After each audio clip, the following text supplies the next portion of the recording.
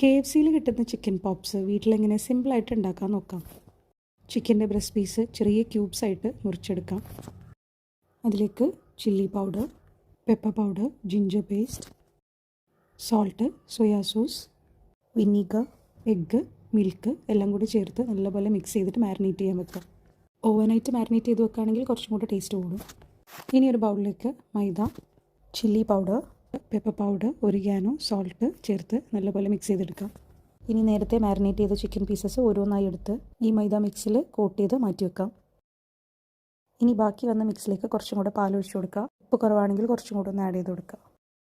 ഇനി ഈ ചിക്കൻ ഒന്നുകൂടെ ഈ മിക്സിൽ ഡിപ്പ് ചെയ്ത് മൈദ മിക്സിൽ ഒന്നും കൂടെ കോട്ട് ചെയ്ത് മീഡിയം ഫ്ലെയിമിൽ ഓരോ പീസസ് ആയിട്ട് ഡീപ്പ് ഫ്രൈ ചെയ്തെടുക്കാം.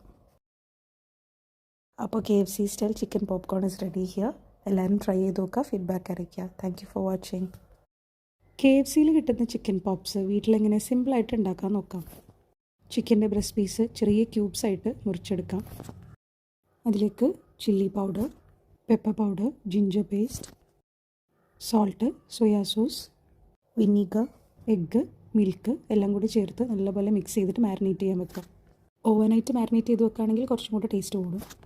ഇനി ഒരു ബൗളിലേക്ക് maida, chilli powder, pepper powder, oregano, salt ചേർത്ത് നല്ലപോലെ മിക്സ് ചെയ്തെടുക്കാം. ഇനി നേരത്തെ മാരിനേറ്റ് ചെയ്ത ചിക്കൻ പീസസ് ഓരോന്നായി എടുത്ത് ഈ മൈദ മിക്സിൽ കോട്ട് ചെയ്ത് മാറ്റി വെക്കാം. ഇനി ബാക്കി വന്ന മിക്സിലേക്ക് കുറച്ചും കൂടെ പാലൊഴിച്ച് കൊടുക്കുക. ഉപ്പ് കുറവാണെങ്കിൽ കുറച്ചും കൂടെ ഒന്ന് ആഡ് ചെയ്ത് കൊടുക്കുക. ഇനി ഈ ചിക്കൻ ഒന്നുകൂടെ ഈ മിക്സിൽ ഡിപ്പ് ചെയ്ത് മൈദ മിക്സിൽ ഒന്നും കൂടെ കോട്ട് ചെയ്ത് മീഡിയം ഫ്ലെയിമിൽ ഓരോ പീസസ് ആയിട്ട് ഡീപ്പ് ഫ്രൈ ചെയ്തെടുക്കാം. അപ്പോൾ KFC style chicken popcorn is ready here. എല്ലാവരും ട്രൈ ചെയ്ത് നോക്കുക, ഫീഡ്ബാക്ക് അറിയിക്കുക. Thank you for watching.